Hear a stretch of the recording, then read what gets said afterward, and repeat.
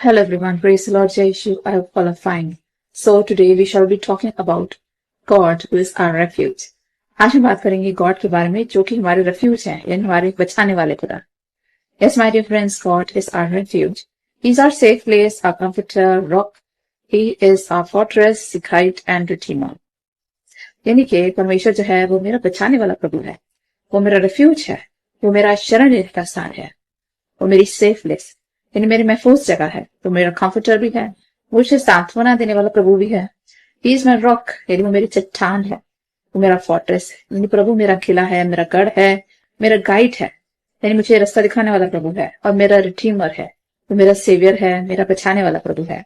So today we shall be talking how God is my refuge यानी परमेश्वर मुझे कैसे हर संकट से बचाते हैं. The Bible says the name of the Lord is a strong tower and the righteous run to it and are safe. यानी कि हमारा प्रभु जो है वो एक स्ट्रॉन्ग टावर की तरह है.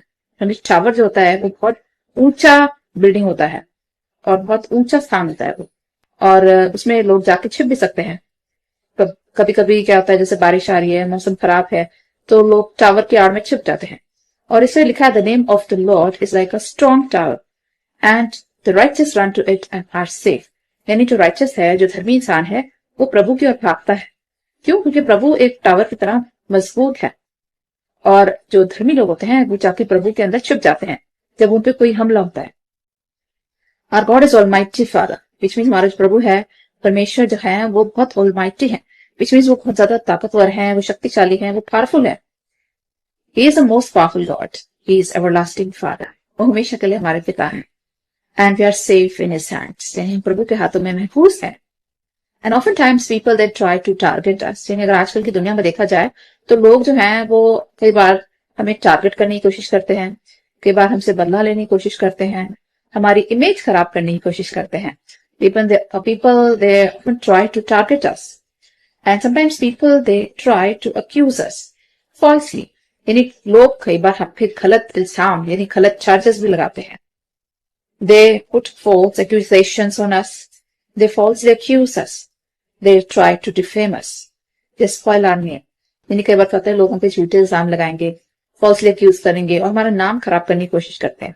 उन्हें लगता है किसी तरह से इसका नाम खराब कर दें, इसकी समाज में बेइज्जती हो जाए, ये डिफेम हो जाए किसी तरह से. And they try to spoil our image. और जो हमारी एक इमेज बनी होती है सोसाइटी में, एक धर्मी इंसान की इमेज, कई बार लोग उसको स्पॉइल करने की कोशिश करते हैं. They put allegations on us.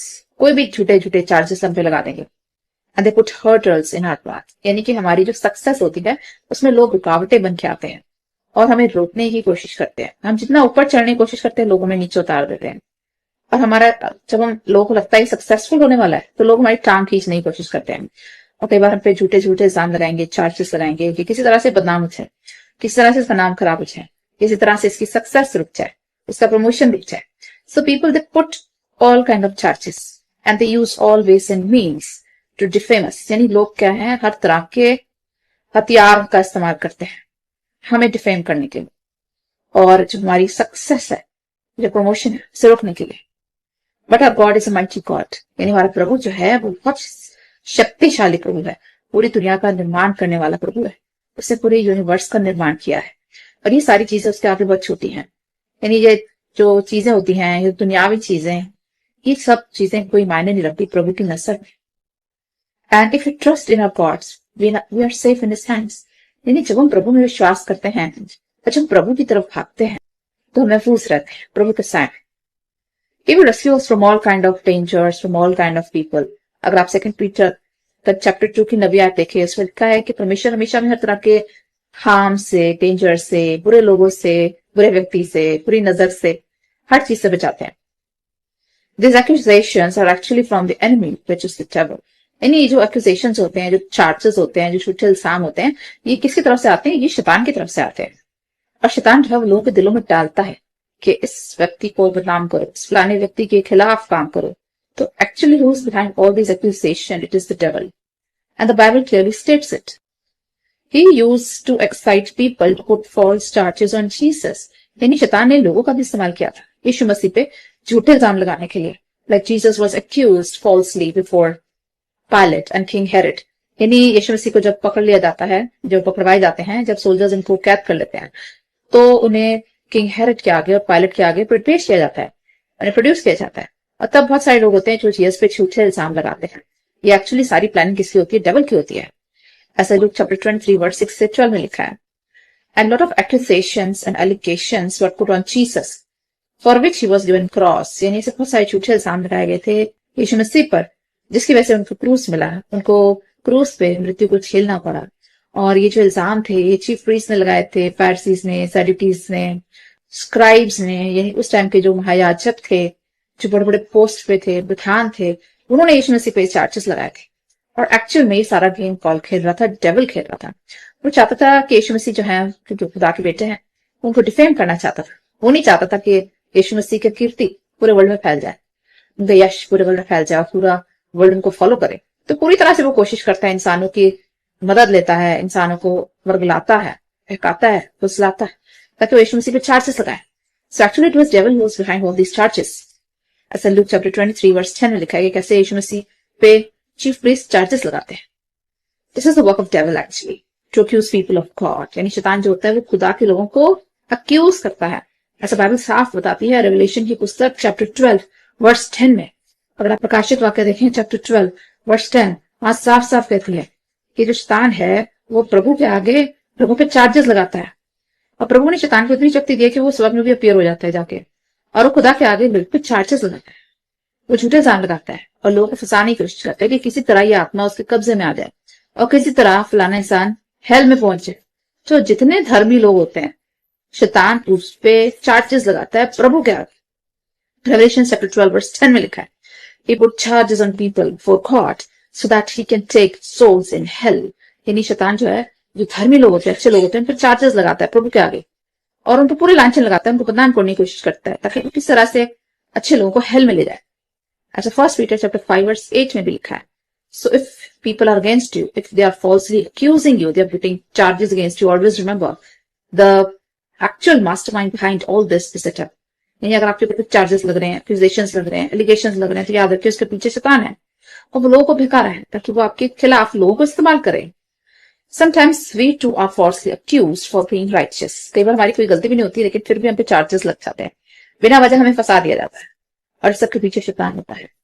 But the Bible says, count it all for joy if you are falsely accused for the sake of Christ. यानी बाइबल बताती है अगर आप पे कोई झूठा इल्जाम लगाता है, कोई चार्जेस लगाता है, कोई आपको फंसाता है, तो always count it for Joy, यानी इसको जॉय की तरह ले, यानी खुशी से लें, क्योंकि ऐसा होना स्वाभाविक है। क्योंकि यीशु मसीह को भी चार्जेस लगे थे तो हम पे भी लगेंगे। ऐसा जेम्स चैप्टर 1 वर्स 2 में लिखा है कि इसे हर्ष और उल्लास से लें अगर आपके ऊपर कोई झूठा इल्जाम लगाता है, क्योंकि आप मसीह के फॉलोअर हैं, क्योंकि आप यीशु को फॉलो करते हैं। और अगर आपके चार्जेस लगते हैं, always take it lightly and take it as joy, यानी इससे आप हर्ष उल्लास से लें इन चार्जेस को, क्योंकि आप यीशु मसीह के चेले हैं। अगर यीशु पे चार्जेस लगे तो आप पे भी लगेंगे। For the immense Joy is waiting for you in heaven, यानी आगे चल के बाइबल कहती है क्योंकि आप स्वर्ग में आपके लिए बहुत बड़ा प्रतिफल रखा है। जेम्स चैप्टर 1 वर्स 3 में लिखा है। Now sometimes it is said in the Bible that they will put you in synagogues, in prison, they will accuse you falsely, but don't be afraid.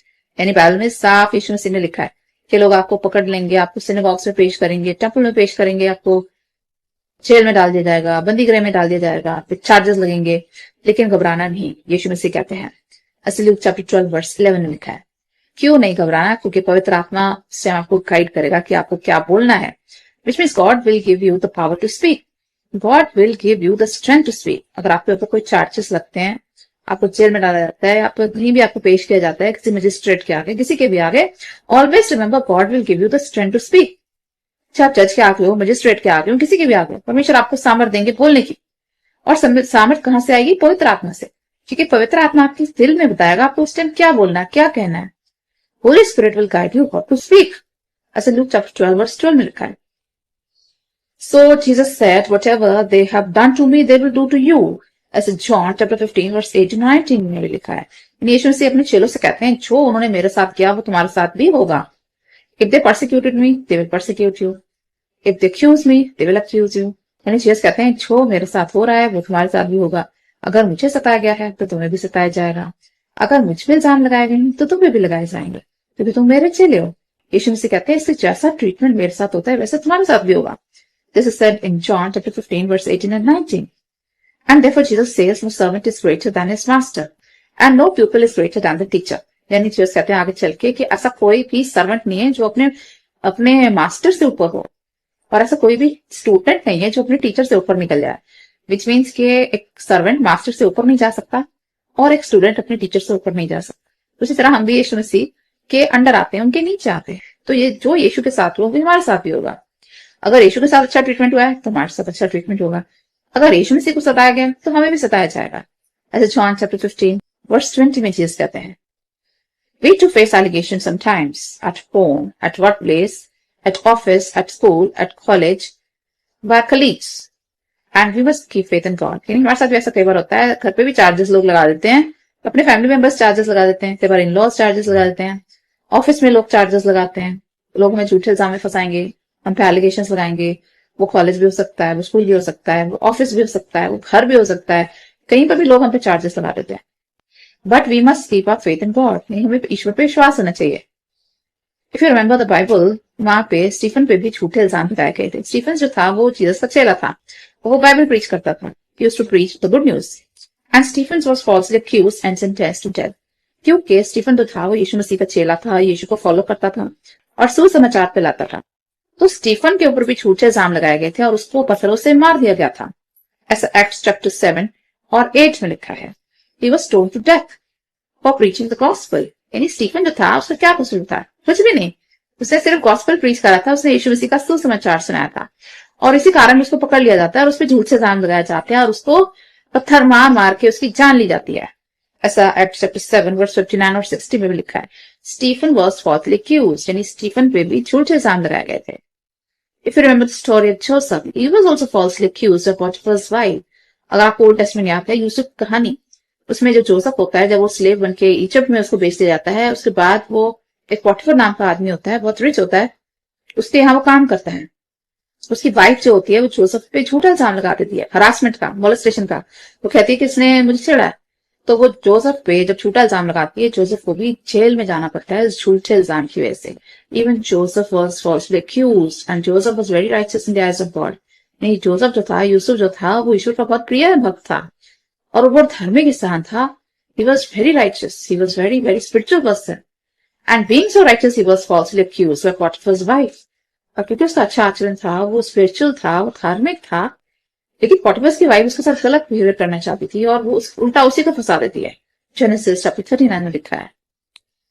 And he had to pay so much for his righteous conduct. यानी वो अच्छा इंसान था, he was a prayerful person, और उसको भारी कीमत उठानी पड़ती है और उसको जेल में जाना पड़ता है।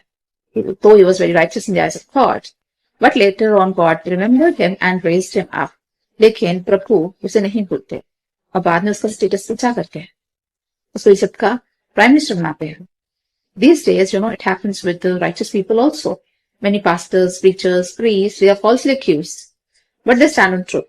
यानी कई बार ऐसा होता है, जो प्रचारक होते हैं, प्रीचर्स होते हैं, पास्टर्स होते हैं, तो प्रीस्ट होते हैं, उनके साथ बुरा व्यवहार होता है, उनको एक्यूज किया जाता है, नन्स के साथ भी होता है, प्रीस्ट के साथ भी होता है, उन पे झूठे चार्जेस, इल्जाम लगाए जाते हैं, उनको जेल में भी डाल दिया जाता है और हर तरह से बदनाम करने की कोशिश की जाती है। लेकिन ईश्वर उनके साथ होते हैं और ईश्वर हमेशा उन्हें बाहर निकालते हैं हर मुसीबत से। People they try to change facts, they mould the truth. यानी लोग जो है वो सच्चाई को तोड़ मरोड़ के पेश करते हैं। They mould the truth, lie is presented as truth, यानी झूठ को सच की तरह परोसते हैं। And truth is treated as lie, और जो सच होता है उसको झूठ बना दिया जाता है और जो झूठ होता है उसको सच बना दिया जाता है। Which means people they know how to mould stories, यानी कि कहानी पूरी की पूरी पलट दी जाती है, बदल दी जाती है ताकि फलाने इंसान को जेल में डाल दिया जाए।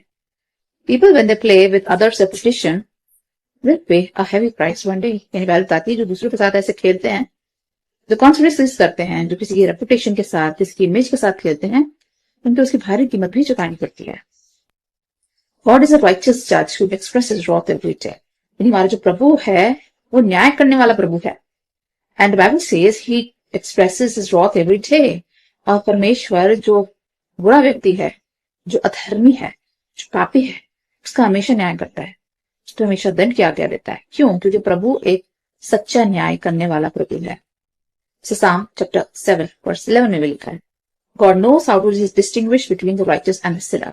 यानी प्रभु को पता है एक धार्मिक व्यक्ति और पापी व्यक्ति में किस तरह से फर्क किया जाए, और वो धर्मी व्यक्ति को उसका प्रतिफल देता है और जो पापी होता है उसको उसके बुरे कर्मों की सजा भी देता है। क्यों? क्योंकि हमारा प्रभु न्याय करने वाला प्रभु है और वो रोजाना न्याय करता है और उसकी निगाह दोनों को देखती है, धर्मी को भी और पापी को भी। एंड ही इज अ जज and he knows how to जज आवर डीड्स। यानी परमेश्वर जो है वो जज है, वो न्याय न्याय करने वाला प्रभु है और वो हमारे कर्मों को रोजाना देखता है और उसी के हिसाब से हमारा इंसाफ होता है। फिर remember how Daniel was falsely accused by people. अगर आपको डैनियल की स्टोरी याद है, चैप्टर 6 डैनियल की पुस्तक में 13 to 14 टाइप में लिखा है कि कैसे डैनियल पे भी झूठे इल्जाम लगाए थे और उसको बंदी गृह में डाल दिया जाता है। Daniel refused to worship the king as was the degree and he was put in a dungeon to 4 lions। यानी जो डैनियल था वो भी प्रभु का भक्त था, वो भी परमेश्वर को बहुत मानने वाला व्यक्ति था। और किंग उस टाइम पे उसको कहता है कि तुम्हें मेरी पूजा करनी है। यानी किंग कहता है कि सारा का सारा जो उसका किंगडम है उसमें हर इंसान को किंग के आगे झुकना है और किंग से ही प्रार्थना करनी है और किंग की पूजा करनी है, किंग को गॉड मानना है। तो डैनियल जो होता है किंग के आगे झुकने से मना कर देता है और किंग गुस्से में आकर उसको सजा देता है और उसको शेरों की गुफा में डाल देता है। And Daniel's life was saved by God, who sent his angel to shut the mouth of lions। यानी उस टाइम पर डैनियल जो होता है वो परमेश्वर का सेवक होता है, प्रभु को मानने वाला व्यक्ति होता है। तो प्रभु रात में क्या करते हैं, अपना एक एंजल भेजते हैं जो शेरों का मुंह बंद कर देता है और डैनियल की जान प्रभु बचा लेते हैं। जैसे डैनियल चैप्टर 6 वर्स 21-22 में लिखा है। यानी डैनियल को भी सहना पड़ा था, उस पर भी झूठे इल्जाम लगाए गए थे, उसको भी जेल जाना पड़ा था, उस पर भी फॉल्स चार्जेस लगे थे, लेकिन प्रभु ने उसको सारी मुसीबतों से बाहर निकाला और उसकी जान बचाई। क्यों? क्योंकि प्रभु के प्रति वफादार था। God comes to rescue his children whosoever trusted him। यानी जो परमेश्वर पे विश्वास करेगा परमेश्वर हमेशा उसे बचाएंगे। And Daniel used to worship the God of heaven and earth 3 times in a day। और डैनियल के बारे में बाइबल बताती है कि बहुत ही धार्मिक व्यक्ति था and he was very prayerful person। और वो दिन रात प्रार्थना करने वाला व्यक्ति था और वो इतनी प्रार्थना करता था, वो दिन में 3 बार प्रार्थना करता था। वो 3 बार प्रभु के आगे सिजदा करता था, घुटने टेकता था, प्रभु के आगे झुकता था और 3 बार दिन में प्रभु को याद करता था और प्रार्थना करता था। And his life was full of prayer. यानी वो प्रेयरफुल व्यक्ति था। And day and night used to remember God and that's why God came to rescue him. और इसलिए जब उसको शेरों के आगे डाला गया तो प्रभु ने अपना एंजल भेज के उसकी जान बचाई। क्योंकि डैनियल दिन रात प्रभु को याद करता था, इसलिए प्रभु ने भी उसको याद रखा मुसीबत में। ऐसे कुछ डैनियल के दोस्त थे, शाद्रक मेशक अबेदnego के साथ भी कुछ ऐसे ही हुआ था। उनके ऊपर भी झूठे इल्जाम लगाए थे और उनको भी आग की भट्टी में फेंका गया था। शाद्रक Meshach अबेदnego they were falsely accused and they refused to worship the image that was set up by king। यानी उस टाइम पे जो किंग होता है नबूकदनेस्सर, जो बाबुल का किंग होता है, बेबीलोन का, वो एक मूर्ति बनाता है, बड़ी सी इमेज बनाता है और लोगों से कहता है कि सबको इस मूर्ति के आगे झुकना है, उसको सजदा करना है और उसकी वर्शिप करनी है। और ये जो 3 दोस्त होते हैं डैनियल के, शाद्रक मेशक अबेदnego, ये उस मूर्ति के आगे झुकने से मना कर देते हैं। तो राजा को नबूकदनेस्सर को बहुत गुस्सा आता है और गुस्से में आके वो उनको आग की भट्टी में फेंक देता है। और इन लोगों पर भी झूठे इल्जाम लगाए गए थे। यानी कि इनके जो दूसरे मंत्री थे वो इन पर चार्जेस लगा के इन तीनों दोस्तों को फंसा देते हैं कि किसी तरह इनको सजा मिल जाए और ये मर जाए। They tried their best to kill Shadrach Meshach Abednego. यानी कि उनके दुश्मन थे, जो किंग के मंत्री थे, वो पूरी तरह से कोशिश कर लेते हैं कि किसी तरह ये लोग मर जाए, किस तरह से मारे जाए, इनका खात्मा हो जाए, इनका अंत हो जाए। और इन पे भी झूठे चार्जेस लगे थे डैनियल की तरह और फिर इन्हें आग की भट्टी में फेंक दिया जाता है। Because they refused to worship the image that was set up by the king, they were put in hot furnace and God sent his angel to protect them। यानी जब इनको आग की भट्टी में फेंका जाता है तो परमेश्वर अपना एंजल भेजते हैं, फरिश्ता भेज के इनकी जान बचाते हैं। And the king said that I can see 4 people in the furnace। यानी किंग जो होता है वो अपने मंत्रियों से कहता है कि क्या तुमने 3 लोगों को नहीं फेंका था भट्टी में? तो मंत्री कहते हैं यस किंग, हमने तो 3 लोगों को फेंका था। तो किंग कहता है मुझे चौथा व्यक्ति कौन दिख रहा है?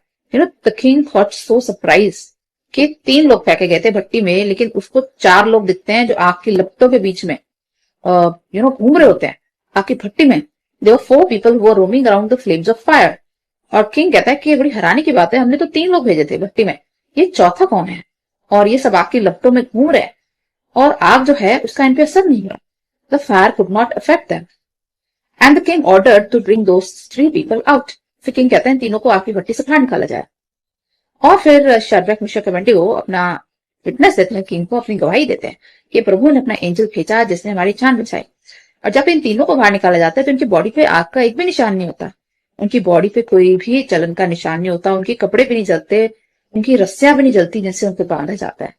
यानी कि इतनी आग को गर्म किया जाता है, 7 टाइम्स बाइबल में लिखा है, उस भट्टी को जलाया जाता है और उसका टेम्परेचर इतना ज्यादा हो जाता है कि सोल्जर्स तक मर जाते हैं जो उनको आग की भट्टी में फेंकते हैं।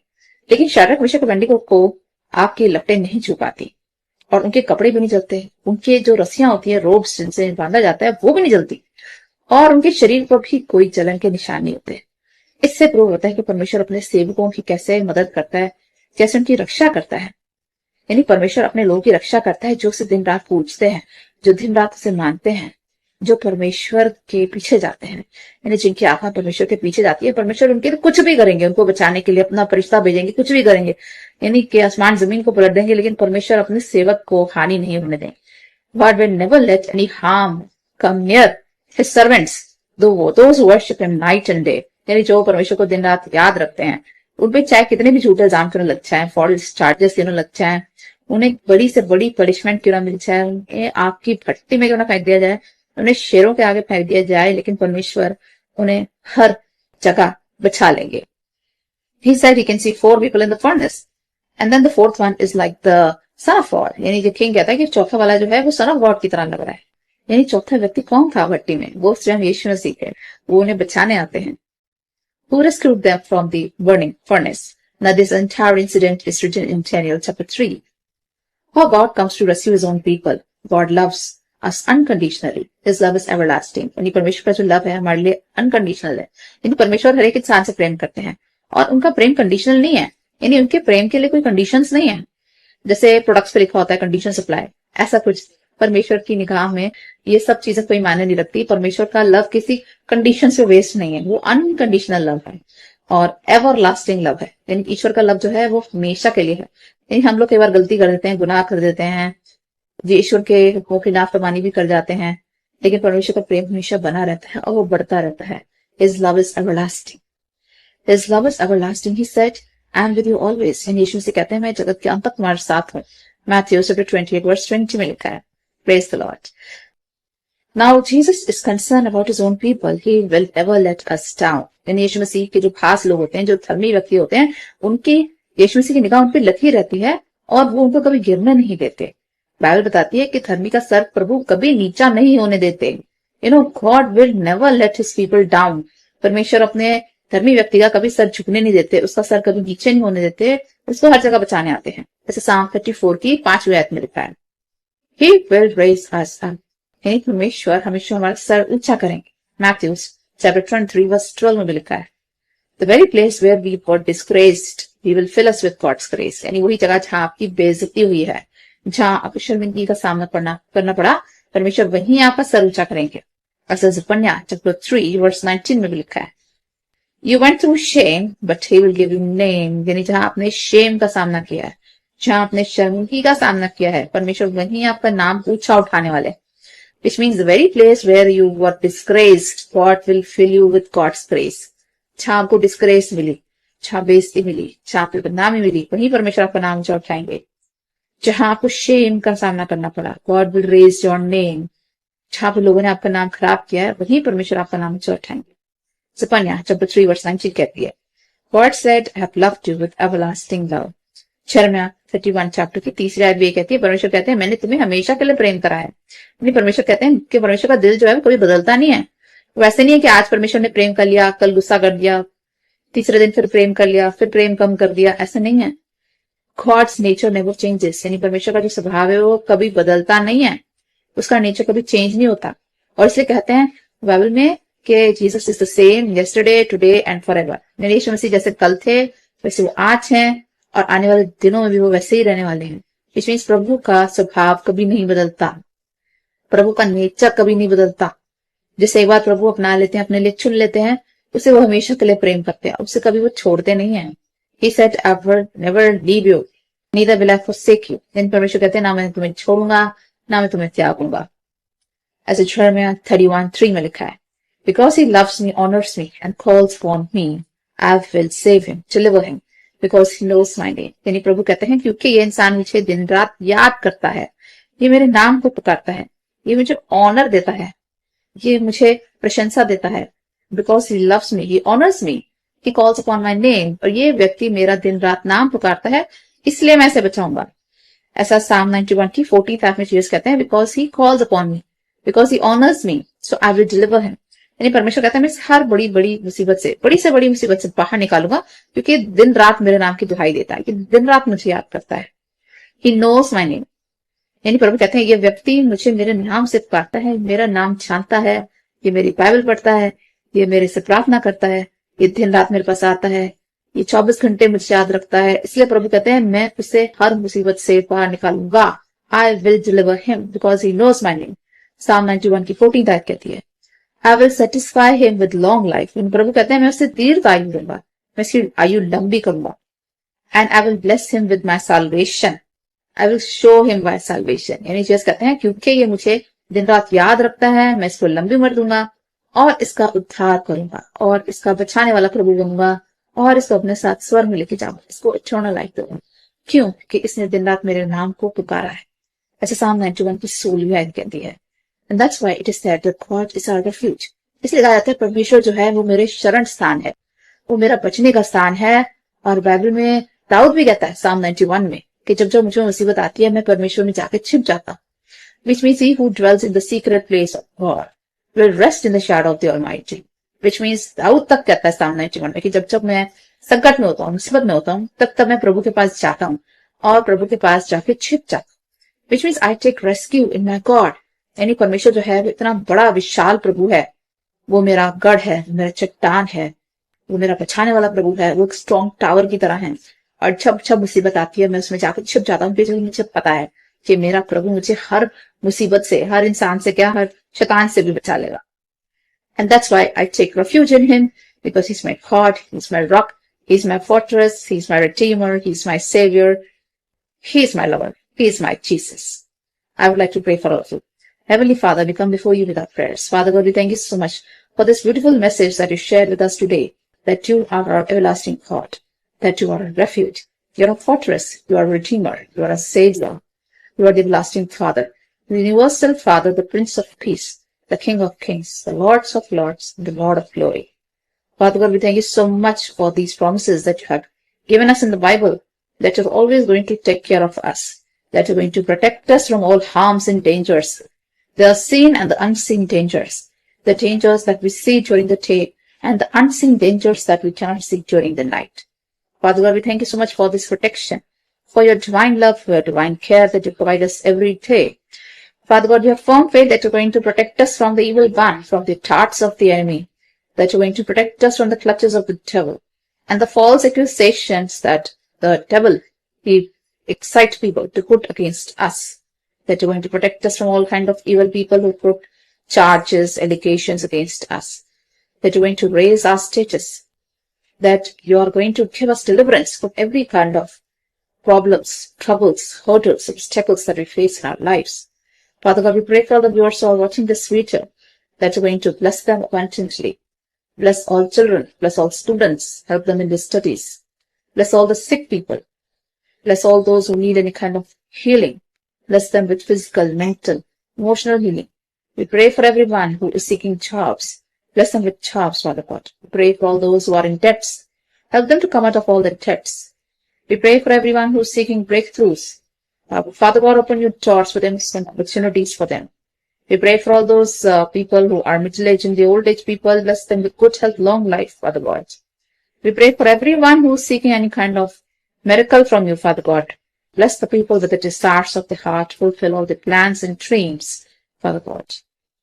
We pray for everyone who is facing any kind of clutches at the hands of the devil, Father God. Bring them out of the clutches of the devil and give them deliverance, Father God. We pray for every person who is in depression. Bring them out of their depression and give them new hope and new joy, Father God. Bless each one of us with the Holy Spirit. Let the Holy Spirit rest in our homes and in our hearts and guide us in the path of truth, Father God.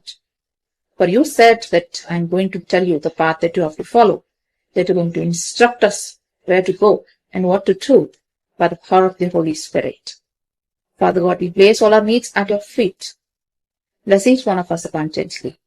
And Father God, stay with us forever, because you have said that I am with you always until the end of age.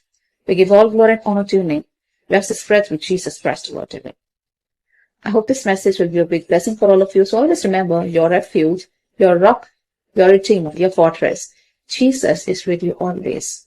So whenever you face any problem, take refuge in him. And he is going to bring you out of all your troubles. He is going to raise you. He is going to take you to places. He is going to take you from glory to glory. Have faith in him. Trust in his name. Take care. Bye-bye.